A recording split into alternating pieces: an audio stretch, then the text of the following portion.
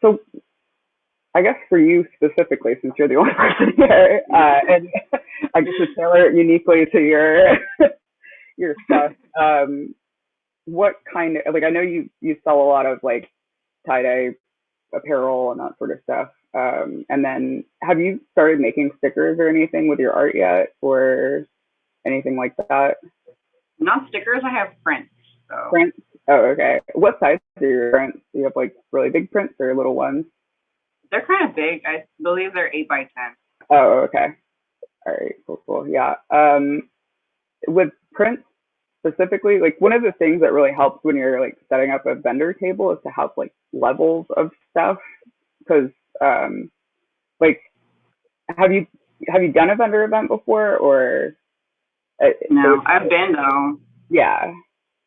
Um, so, because were you, wait, did you say you were at the 244 Canopy show, or you've been to other ones? No, I actually just went to one. Oh. You have like, I mean, if you've like kind of experienced that, you kind of get a good feel for like, how people set stuff up. But so for like as far as beginner stuff, um, it helps up your own like collapsible table. It helps up tablecloth that makes your stuff look a lot like nicer. You can get one on Amazon for relatively cheap. Or like, when my partner and I were just starting out with vending, we would just like throw a sheet over the table, or you can get like a tapestry or something, and that kind of gives it a nice look. Well, especially since you do so much tie dye stuff, like you could even tie dye your own tapestry thing. And then, yeah, so whatever you carry your stuff in, you can repurpose that for like making on your table and stuff. At least for starting out, because so you don't have to buy as much stuff. Like if you get smaller boxes that you're holding things in, and then you can like, flip a box over and put like a handkerchief or something over it, and then, put some shirts or scrunchies or something on top in a basket, and then, some rolled up shirts underneath, or something that gives it sort of dimension so that people can get like a view of what you're offering. Um, is really helpful. When I first started out, we had all of our prints in like a big, like a folio, sort of like a scrapbook. That's the word. I put them all in a scrapbook, and I noticed after doing several vendor events that people didn't quite connect that they were supposed to flip through that, and they were supposed to, look through and that was all stuff that we had available. Like, people like the experience of going up and grabbing what they're going to get more than like, I like that, I don't know. They like the tactile experience of being able to like see everything and pick out what they want. About levels of stuff. One of the things that I've done, or I've noticed with, specifically with like, if you're trying to do more like illustration bending stuff in the future, one thing that's helped me out massively is having a button maker, because you can just make those little like one buttons or whatever, and you can basically use those to track which art things people vibe with. Like if you have it set up, like I have all of my, I have the buttons here. There it is. Yeah, so like I have these little buttons or whatever, and then basically I put each of them individually into Square. Have you used any of the like register systems or anything before? No, I haven't. Yeah. Square is relatively cheap. I mean, like all of them take vendor fees and stuff. Like even if you're using PayPal or whatever. I know Venmo doesn't take anything, but with the fact that they're offering like a business thing now, they're probably moving that way. And so, yeah, the square thing is really helpful because you can basically set up all your inventory in there, and you have like, there isn't a way to link, there might be a way to link it with Etsy actually, but I'm not positive. I have it linked up to my site currently. So like if I'm at a market and somebody buys something and it's the last of that thing, it'll update my website so that basically nobody can buy that product on my website because I don't have the inventory there. Well, that's helpful. Yeah, that is helpful. But yeah, they've pretty easy to use reporting stuff. So when I'm at like a vending event, I use the buttons to basically like introduce the design into the market. And I start noticing that button is getting like sold a lot, I'll, you know, get a sticker print of it or get like some other merch item that's a little bit higher investment, and like a little lower return, and use that to kind of like gauge what I should be spending my money on instead of like buying a bunch of inventory and having it sit in my apartment for too long. Yeah.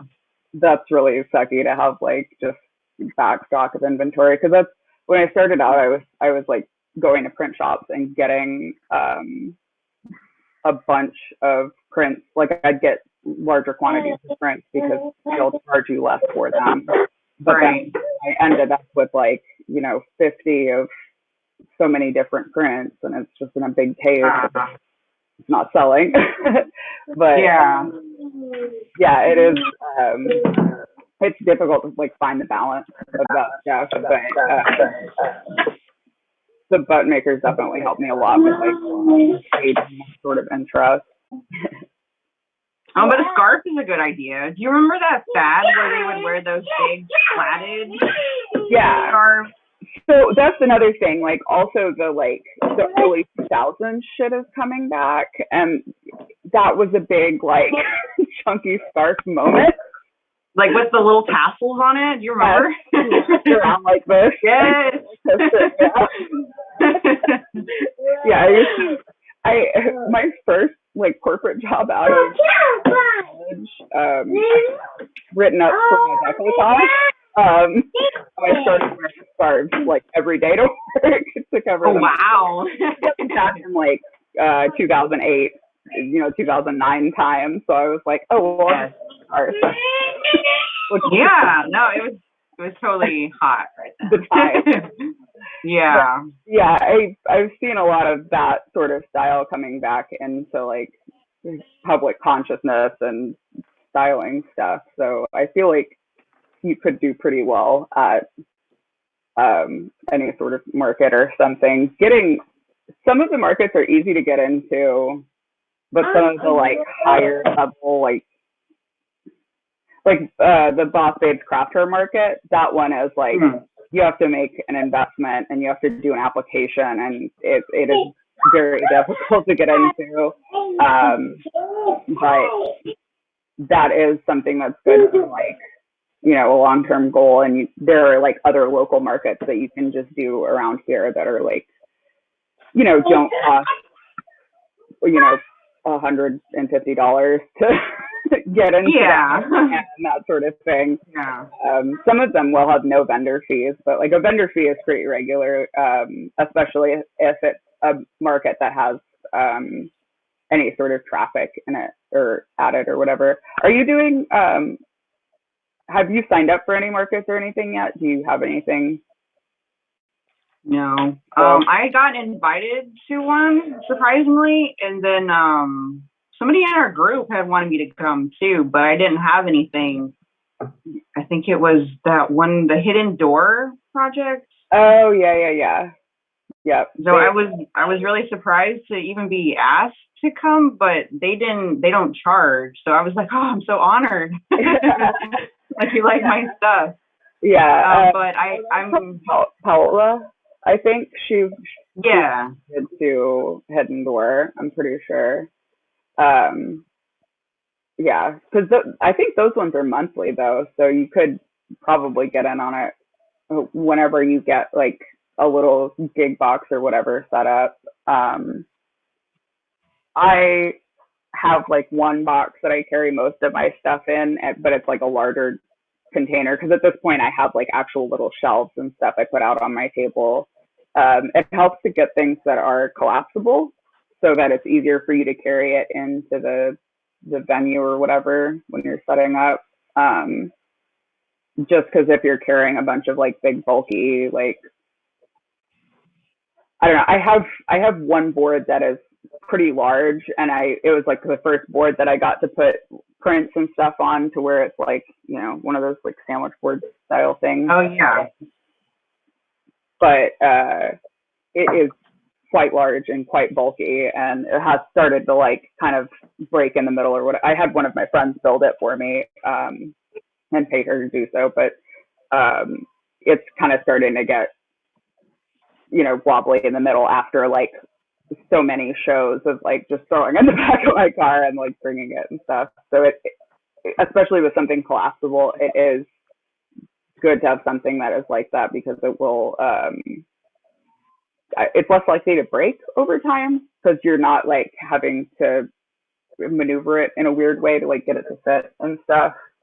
And I feel like with a lot of your stuff, you can, you know, carry it in those little Tupperware things or whatever and like roll a bunch of fabric pieces up and then just have like a simple display for your prints and stuff if you have like 8x10 prints. Where did you get your prints done? I don't know how to say whatever that kind of Gleesy today. Yeah. I don't know. Yeah. Yeah. I didn't go to art school. I know. I didn't either. Not officially. Gleesy. I don't know, but it's Gleesy today, whatever it is. .com. Okay. Nice. Do you have like those little sleeves and the little cardboard backings for them? Yes, I got that recently. Yeah. Yeah, because that helps a lot with like, you know, especially if you're doing nighttime events. People will be worried about walking around with a print that's not like backed or whatever, because they're gonna spill. Oh yeah. Or whatever. I have a tendency to like to do day markets though, because day markets you make a lot more money. This is basically like you can set up the register so that it's got like you have custom pages and do you have to pay for that? So I think the first little card this you don't have to pay to download this app and like put stuff on here. They take a fraction of the it's basically like they collect a fraction of the payment, kind of like PayPal does, every time you do like, you know, card processing. But yeah, basically like to put it on your iPad and set it up, I don't think you have to spend any money. You don't have to really pay for anything until somebody purchases something through the app. And even then it's like negligible. So I usually am not too worried about like a credit card processing fee or that sort of thing through an app like this, especially when like, so I have the like register and stuff set up and I can go like into reports and sales and let me see, like, so for the past 3 months it'll like show me, you know, what items I had that were, you know, sold really well and like how many of them sold and which categories I'm doing best in. And, oh, that's cool. Yeah, got some like little graphs and stuff. So I mean that is nice and it's been good for me as far as like, you know, figuring out like what kind of things people like. Like you can even figure out stuff from that as far as like what sort of you know, tie-dye products or whatever you should be, you know, stocking more of. Like, you know, if you have those are selling particularly well, then you know, like you can just look at that and be like, oh, okay, you know, a lot of people are buying this. One of my highest selling items. I can remake something like this. Or if you have a specific pattern or something that you like, I I know you do like different color patterns and that sort of thing. Yeah. You can use that to sort of judge which of those color patterns are selling best, or that sort of thing. What's like worth taking the time to produce, basically, so you're not wasting time. Because that's usually where I'm going with like most of my data stuff, is that I'm like, I want to spend, basically maximize my time. If I'm spending like time or money on something, I want there to be a payoff for that. For sure. Like, especially if it's like in the merchandising sphere. So like the matchboxes that I make, those sell relatively well, but it does take like a decent chunk of time compared to other things. But it's priced at a price point that people are like, oh, I'll buy that. But like the amount of, like, a button doesn't take me much time, but I make $2 off of it, and a matchbox I make $5 off of, but it takes me like significantly more time, so my profit margin's a little bit less on that sort of stuff. So yeah, it's good to like take those sorts of things into like account when you're pricing your work out and stuff. And I'm sure you've already, you've done a lot of that with your tie-dye work and that sort of thing. And usually with like prints and stickers and buttons and that sort of stuff, I'll like do some of that based off, it'll reflect like market value, unless it's like a limited edition print. Excuse me. So like if you get like a really, really like there's, Agave Prints before. They're like a local print company, and they do like super, super, super nice illustration prints that almost looks like it's individually inked on the page, like it's basically like original artwork. Wow, yeah. So I'll do like a short run of those, and those will all be numbered and marked, and like basically have like a first edition marking on them, and I'll sell them for a little bit higher price point, because I, don't plan on reprinting them like this again ever. Like last year I did a fundraiser with these like cutting, like plant cutting that I drew. Wait, hold on. Yeah, like these. Yeah, see, like the print quality is ridiculous. Yeah, that's really nice. You did that? Yeah, that, I did a couple of them. Wait, hold on, where's the other one? Yeah, there's this one as well. Oh. Yeah, I only have like 2 more of these left. That's good. Yeah, so that's, I guess that's basically, I got, I think 20 of them done. Wait, let me see, I can see them. Yeah, I'm pretty sure I got 20 or 25 of each of them done. And when I first released them, I did like a 2-week sort of, it was like 2 or 3 weeks maybe, but I basically did a fundraiser where if somebody bought it during this time period, I would, donate $5 from the purchase to Austin Justice Coalition. Yes. So that helped to drive some traffic, and like, people got a really nice print out of the deal. An Easter moment. It's giving you a kiss. Very sweet. And how much do you sell those nice prints for, or the fancy ones for? So the nicer, like limited prints, I'll sell for $20 each. And then like if I get a digital print done where it's just a regular gloss print, or I have like different tiers of printers I use, so like it depends on, I'll sometimes order like, because Lou has like, you could do postcards, and those are just like a standard high gloss postcard.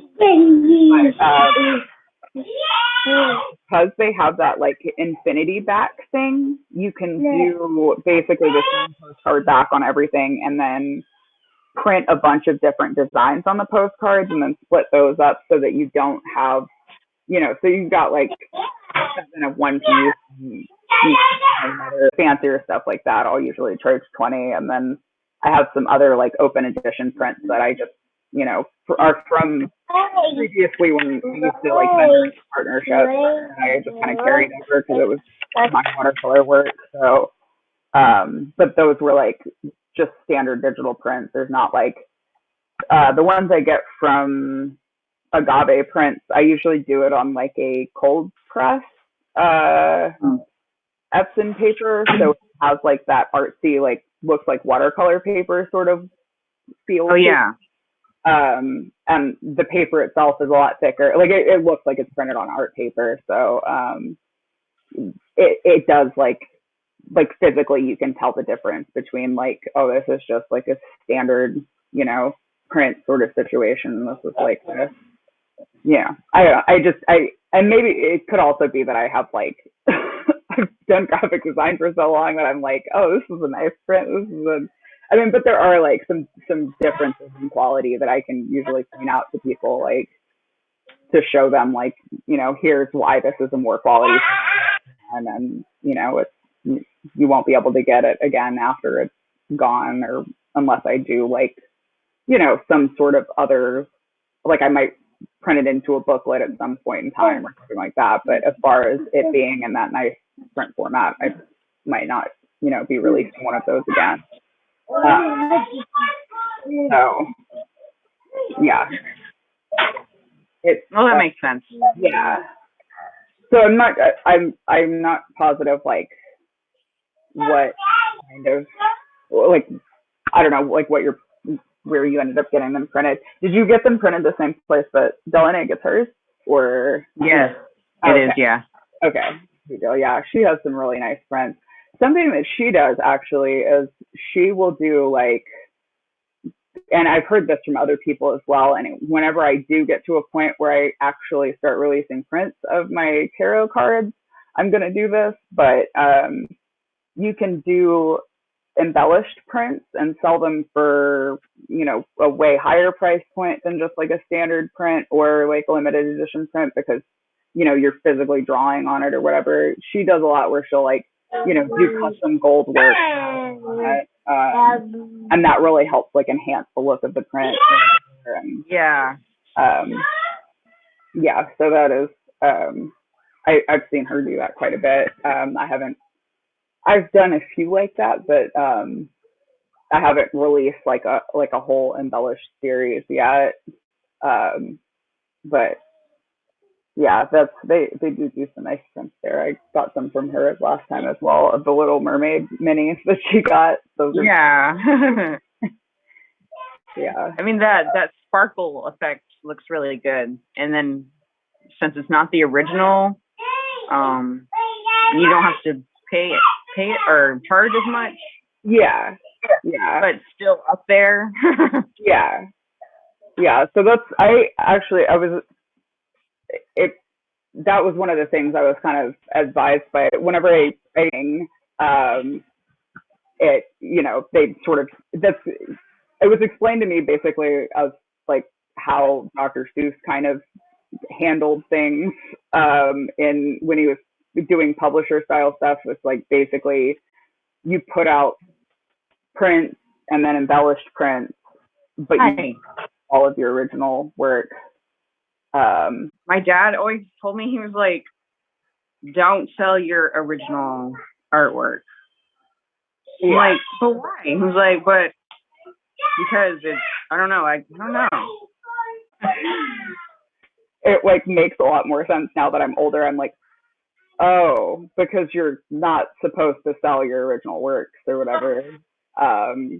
And because they grow in value as you continue being an artist, living in squalor or whatever. But I don't really want squalor, so I'm going to make merchandise. So, but yeah, that is, when I got that advice, I was like, oh, okay. But it was always really hard for me to part with my originals, unless of course it's a commission or whatever, because I take so much time to do like a pen and ink illustration. Like,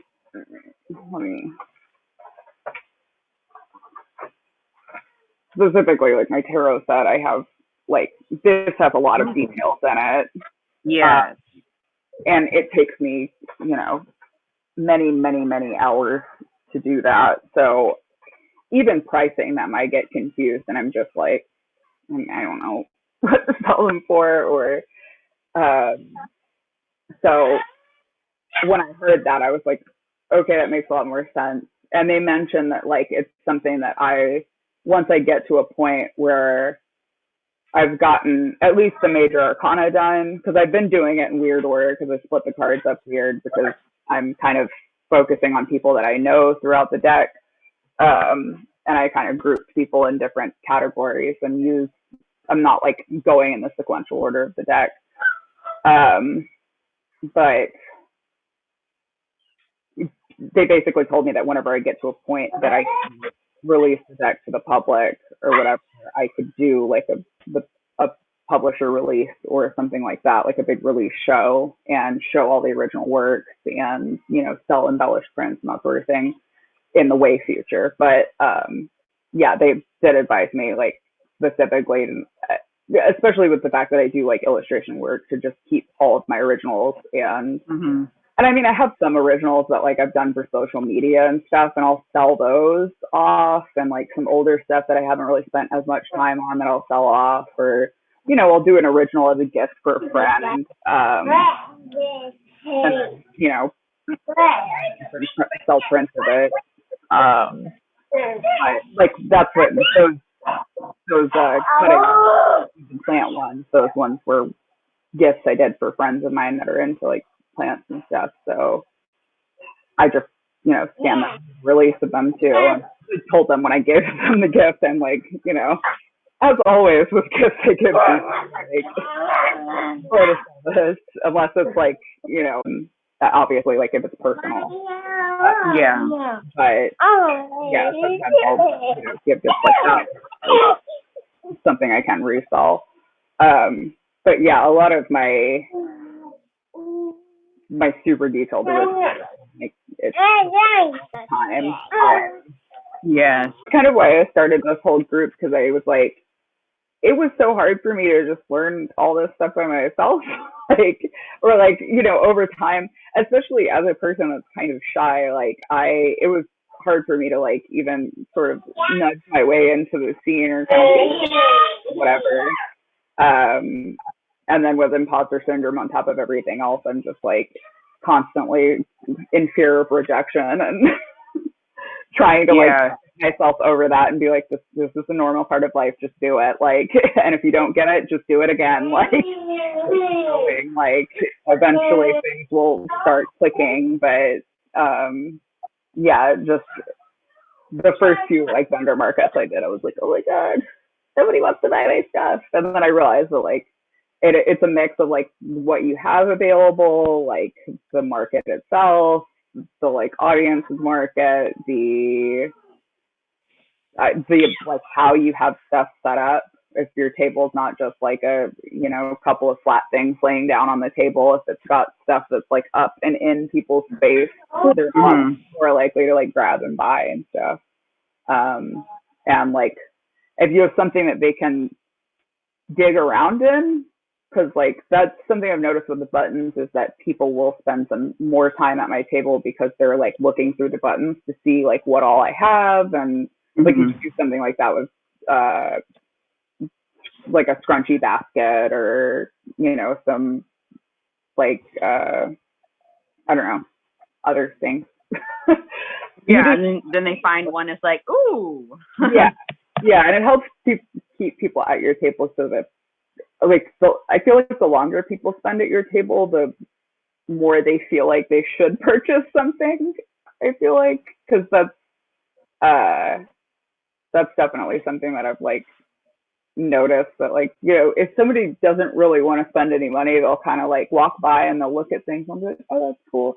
And then you can, you know, give them a card or whatever, try to give them a card, and then they'll walk away or whatever. But it just depends on like if you can hook them in with one little thing, you can usually like get them to start looking at your other stuff and like, you know, explore what you have a little bit more. And then the longer they're there and the more that they're like interfacing with you and talking to you, the more likely they are to, spend some amount of money, even if it's just like, $3 or $5 on something. So yeah, it's helpful to have something that'll like give them something active to like rifle through or whatever. I have a box that I keep. I do like little 4x6, like when there's Inktober or Mermaid or like any of those social media challenges where you draw like one picture every day sort of situation. Yeah. Those types of things I'll do on a 4x6 card, and then I put all of those cards in a little box and I sell them for like $12 a piece. So you're getting an original piece of artwork, but it's like a daily sort of drawing. So it's not my best work. It's not my best ideas. It's just kind of a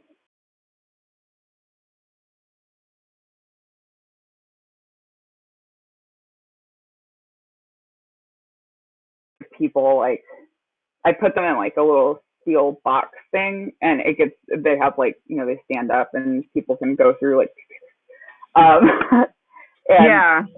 Like that's usually something like if I see somebody start looking at that, I will tell that I'll be like, oh, those are all originals in that box, and then they'll go, oh, and then they'll start looking through, and then while they're looking through, they'll see that I have buttons over here, and they're like, oh, what's this? What's in here? And like people, it's not very COVID friendly, but people like touching stuff. Yeah. And it's like if they have something they can touch, usually they'll stay at your table and usually end up spending some amount of money. Oh, I was going to mention about the stickers because you said you hadn't printed stickers before, or haven't printed stickers yet. So with the stickers, usually if you sign up for a Sticker Mules emails, and then there's a couple of there's like Vinyl Disorder is another one. There's one Delaney uses, and I don't remember what it's called. It might be Sticker App that she uses. But basically, if you sign up for all the like sticker company emails, they will have sales where you can basically get like 50 stickers for $20. Oh, this is my cat. So basically, if you sign up for any of those email things, you can get a decent base inventory of some kind of sticker for like $20 or less. And that is really good for like starting out your sticker. I mean, that's pretty much all I do. Like the only time I'll ever buy stickers is if Sticker Mule has a sale. Something my sister does, which I need to do, is she has a bunch of designs. Where are you going? Well, it's really, Sticker Mule does super regular sales. So like they usually have some keychains made by them. You can get like, they'll do a sale on like pins or buttons or whatever. But yeah, that's usually a good thing that you can just like, oh yeah, that was what I was going to tell you, is my sister will have, and I need to do this as well, but like if you have a design that you want to get printed on a sticker, and usually it's pretty safe bet to like, people will get stickers of like cute animal things. If you do like a cute animal thing, or like any sort of fan art stuff, like if you do like a Pokemon character or like something like that, people will get that. Like a recognizable thing. Yeah, like any sort of like little recognizable character. Like even if you could do it in like your single line style, and then like do a little cutout sticker, one of those. That sort of stuff will sell pretty well, because stickers do sell very well. Like I think my top selling item is I have a sticker of a raccoon. Oh wait, I've got it right here on this cup. The sticker of the raccoon with a flower. Aww. Yeah, that's cute. Yeah, see? Very cute. Yeah. My sister will like I basically put my Instagram handle on all of my stickers, so I don't have designs that are like ready to go whenever Sticker Mule has a sale. But my sister said that she will get her designs ready and just upload a bunch of them at once to Sticker Mule, and then every time they have a sale, she can just log in and select design and print it. So that Oh, that's smart. yeah, so that basically all of her art is preloaded, and she's just waiting for them to have one of those $20 sales so she can get a stack of 50 stickers. And their stickers are super nice quality too. I've gotten stickers through Sticker Giant, but they don't usually do bigger sales. They just have like you can get a large quantity of stickers printed for relatively cheap. Oh, cute stuff. Um, when I was younger, I was basically rejected all of my like my inner desires to do cutesy bullshit. um, sorry, I don't have very good language. Oh, it's okay. So I like kind of basically put a damper on like any of my cutesy art stuff because I didn't feel like it was artistically sound or like things had to be super meaningful if I was going to be really creating art. But cute stuff sells very well, Yeah. and like it's fun too. Like I have fun making it, and like I've kind of as I've gotten older, I've kind of like let go of the whole idea that I have to be like doing something influential with a message underneath it, or like I have stuff that is like that, but it's fun to do cutesy stuff, and the cutesy stuff is stuff that you can get printed on stickers and get printed on little pins or buttons or whatever, and people will buy that. And oh, that's another, like you can get your little logo, your CryDye logo with the little guy on it. You can get that printed into a sticker, and make it basically like a promo item that you, instead of giving people business cards or whatever, you give them a sticker and then they'll stick it on, whatever, and they'll see it. But like with your logo specifically, you have that cute little dinosaur on there and stuff. So it doesn't look as much like branding and look like, like a cute little picture that people I mean, like it looks like branding, but it looks like a branding that, you wouldn't feel like you're putting somebody's logo on a cup or something. Like you feel like you're putting a piece of art on something else. Yeah. But that was, whenever I did that Spray TX residency, that was one of the things they advised me. They're like, get rid of all your business cards. I'm like, I will not do that. But yeah, they were specifically like telling me that if you have free stickers that you give out to people, that does a lot better because people will take a business card and they just put it in a drawer somewhere and don't look back at it or whatever. I get my business cards through Moose, so they have like nice pictures on the back, so people will like actually. Yeah. But they said for the most part, people don't tend to do that. But if you get a sticker, I don't know if you can see it from here. I have a whole bunch of, like on this drawer thing, I have a ton of stickers on here and stuff. Like there's, and it goes down. But basically, if you have a sticker, somebody will stick it on a cup, or they'll put it on, if they have like a cooler or something where they put all their stuff, or, That's a good idea. I didn't even think of it like that. Yeah, because it is a nice promotional. And when my partner and I used to do shows, our brand was Bam Factory, and we would give out stickers with like with our branding on it. But we had like it looked like a little factory with like an airbrush stack, and then there were little clouds or whatever. So it looked like a little artwork sort of thing. I want to make some with mine that has like a little cutie doing spray paint that says samsoper.art. But yeah, that would be awesome. I haven't done it yet, but I'll get some stickers printed like that. But yeah, it is a good way to like raise brand awareness, especially if you end up doing, well, I guess doing a show where you're just showing a piece and you don't have the opportunity to set up a table and bend and stuff. It is helpful to have something like that there to give to people, and it kind of establishes a connection and that sort of thing. So yeah, it's a good like marketing tool for sure, and it will keep your brand like out and visible for other people. Yeah, it does help. You know how like whenever you're at a vending, whenever you're at a market or whatever, you have your brand name advertising it. Yeah. I have on the table. Yeah. Wait, I'm gonna show you. Oh, that's cool. Yeah. So I did a painting, and then I put. Can you see it? Yeah. Yeah. You screen printed. I put my main adult screen print on it. Yeah.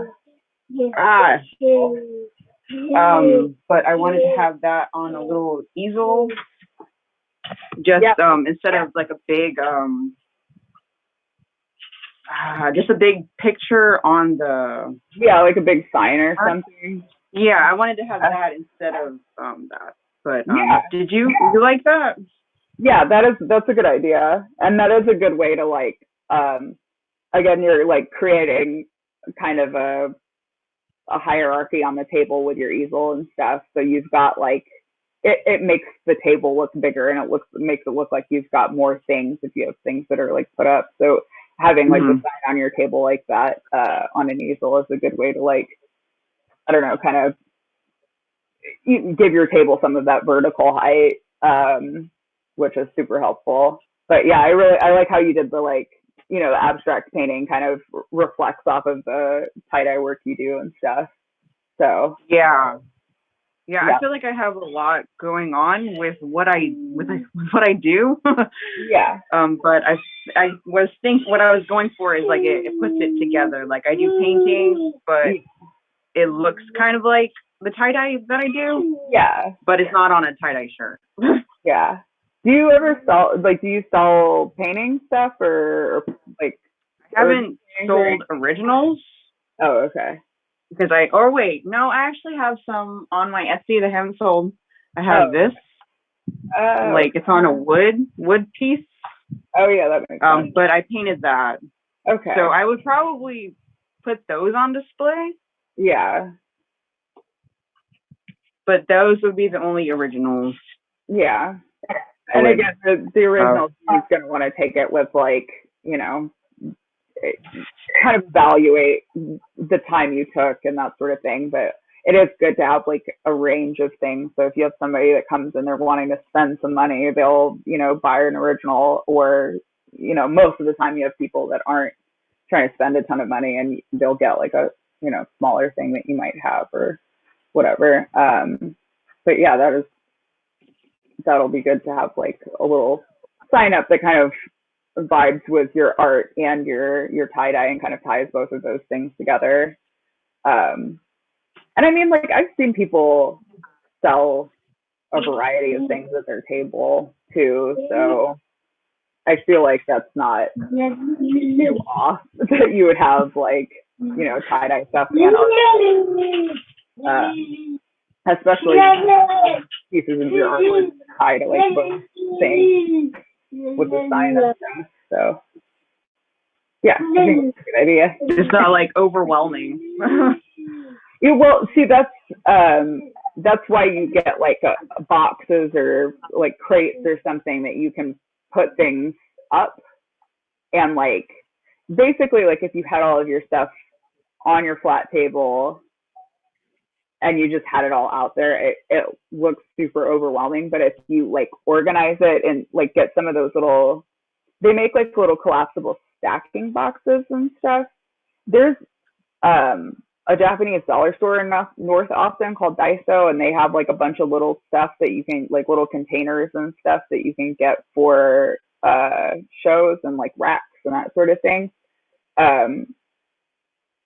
basically the more organized your stuff looks on the table, the less overwhelmed people are going to be. Like you can have a ridiculous, because like I have almost like 200 products or something, like 200 individual products, like little buttons and that sort of thing. But because I have them all organized relatively well on the table, um, people don't get overwhelmed. They just get drawn in by like the amount of stuff I have.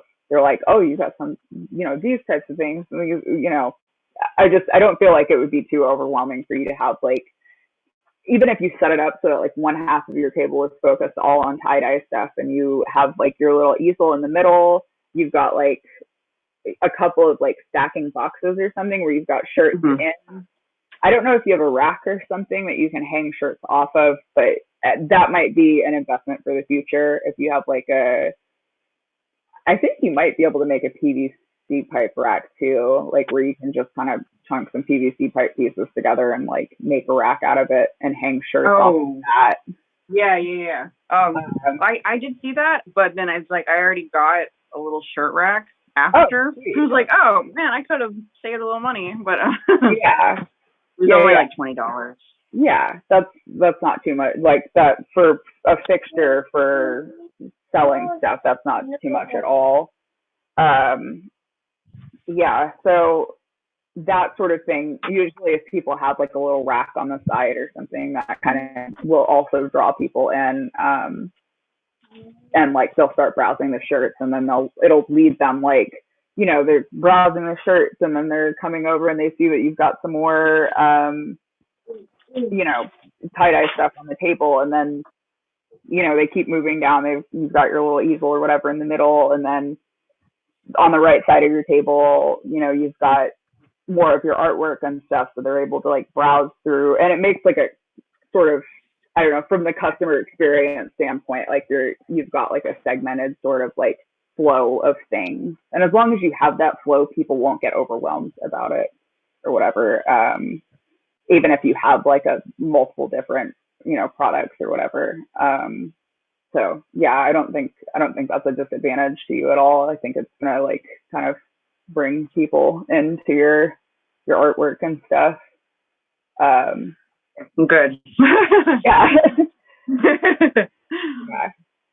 I definitely think, and it is definitely a different experience. Like, I don't know, do you get a lot of sales on Etsy already? Like, do you feel like you have to market yourself on Instagram in order to get orders off of Etsy, or do you feel like Etsy, you get random orders off of Etsy? Both. Okay. But yeah. I think I don't know how people find me on Etsy. I guess the hashtags or something. Yeah. So Etsy is like, they'll do like promoted posts for vendors on their own platform, and their search is also really good. So like people, like we used to sell on Etsy, it made it easy for people to find our stuff. Come on, guys. And like, we'd get other like random people off of Etsy would buy our stuff from there. But then I feel like we did quite a bit of like, I would like, promote stuff, and then, it would come. I'm not sure like what's regular, because I was only selling prints on Etsy. So like, that's my only frame of reference, and prints don't sell. Like, I just didn't know if you have a lot of volume of traffic that's coming through Etsy, or if it's just like randomly here and there, you'll have people, and then you do most of your marketing through Instagram and then drive people there for stuff, because I don't know, it mostly is, it's a different experience than I guess what people would have online with your stuff. Here's what I'm trying to say. My experience with Etsy was that like I had a couple of sales that would randomly come through on there, but most of the time I had to market myself hard in order to get people on there to buy stuff. When I'm doing a vendor market, I don't have to market as hard, because people just come up and like, will, touch things and like things or whatever. So like, you don't have as much hard sell. You're like mostly just there in a customer service role and being like, can I help you with anything? Do you have any questions? Yeah. So you don't have to like, I don't know. It is helpful to promote the show before you do the show, because I mean, obviously, um,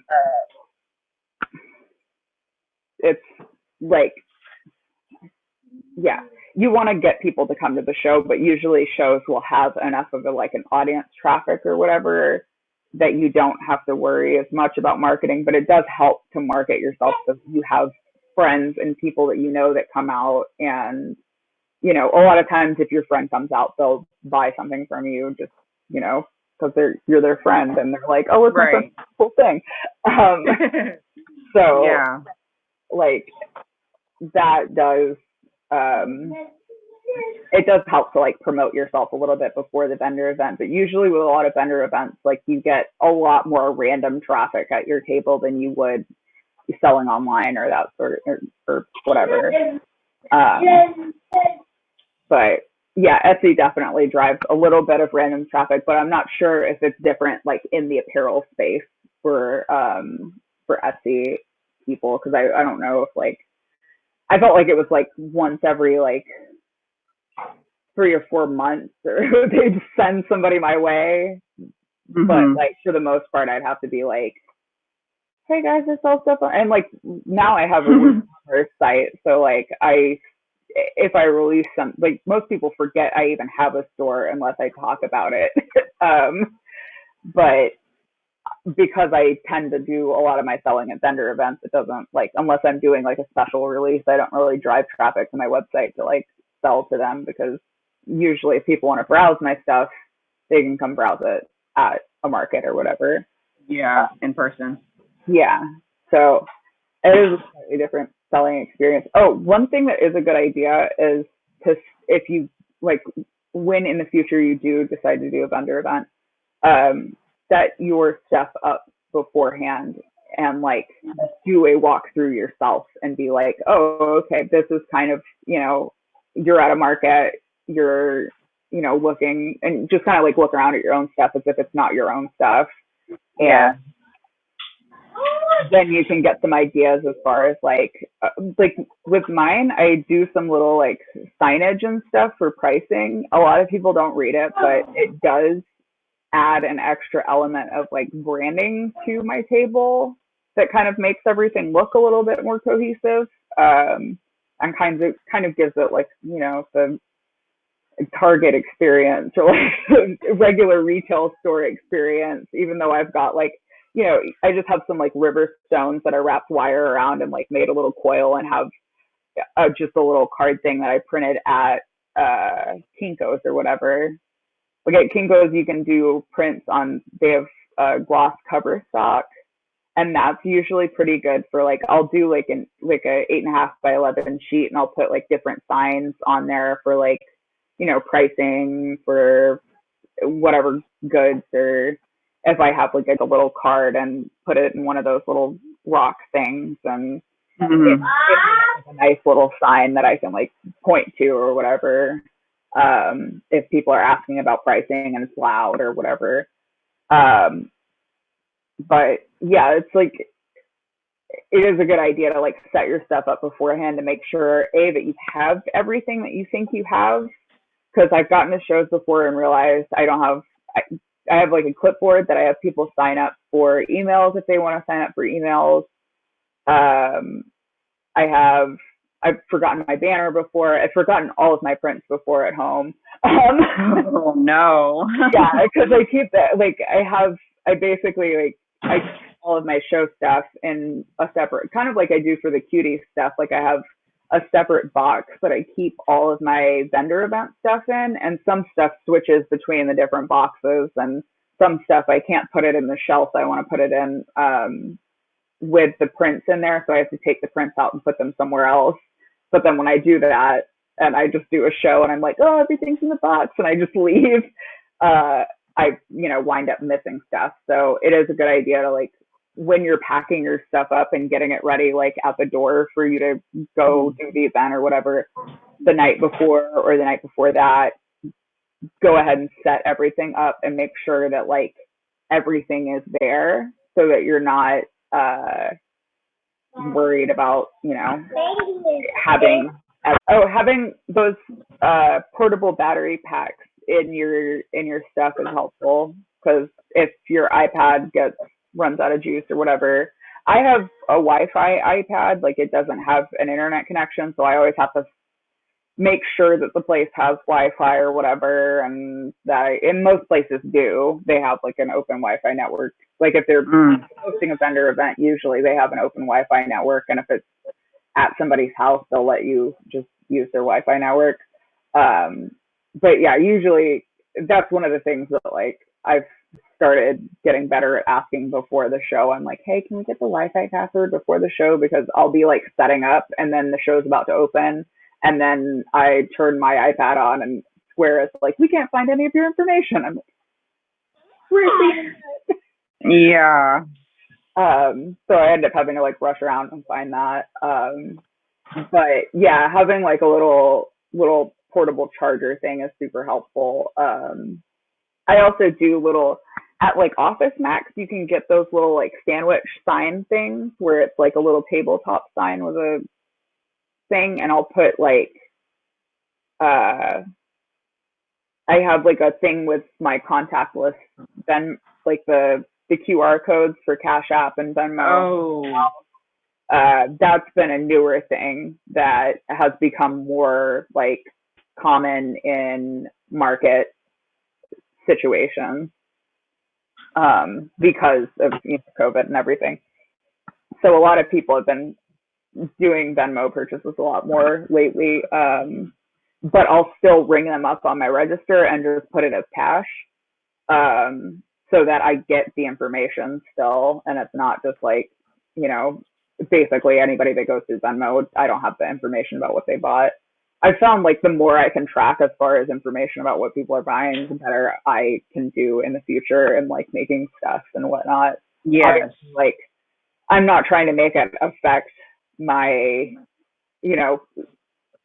suppress my creativity or whatever. I just, like to know what resonates with people and stuff. So I can continue creating stuff in that direction as well as whatever else I'm doing. I need to find there are checklists out there. I need to make one myself, because I usually will write mine down, because I like to have specifically all the stuff that I have on my list. But there are checklists out there that are like for vendor cons or whatever, that sort of thing. And those are good to like print out beforehand, at least the first few times before you get like, when you get at the, like I did a lot of vendor events last year, like early on in the year, and then a little bit later in the year. And then the year before I did quite a few vendor events. So I basically got myself to a point where I do them enough to justify having just a box that I keep all my stuff in. But like when I started out, my stuff was kind of all over the place, and it was more necessary for me to have a little checklist that I could be like, okay, I do have this. But now most of it lives in the box. So when I'm not at an event, I can guarantee that most of my stuff is here. And then the few things that I don't have are elsewhere around the house. So I put a little sticky note so I can remember to grab them, hopefully. But sometimes I mess that up. Yeah, no, I understand. That's a good idea. Yeah. But yeah, having a checklist helps like the first few times you do it, where you're not like, wanting to make a dedicated space for your stuff, and like you just kind of, you have places around your house where you keep your inventory, and other places where you will store cable or whatever. So it helps have like a little checklist for that kind of stuff. Yeah. So yeah, but anyways, I hope I've given you some information. Yeah, you have. Yes. Okay. Thank you. That's good. I'm glad. I don't know, but that's like the first time I've done it was for somebody who's, or talked to somebody about apparel stuff before. But it's not, it's not much different than any other kind of situation. Like whatever you have, you want to put it on levels, and you want to have things for people to look and through, and just make sure everything's visible. But, yeah. But yeah, you can message me or whatever if you have any questions, or when you do get booked for, like if you do get booked for something and you're just like, oh, you can hit me up and ask me whatever. I'm always happy to like throw advice to people and stuff, because it is really overwhelming the first time you do it, and it does take a while to like get used to the whole flow of the thing.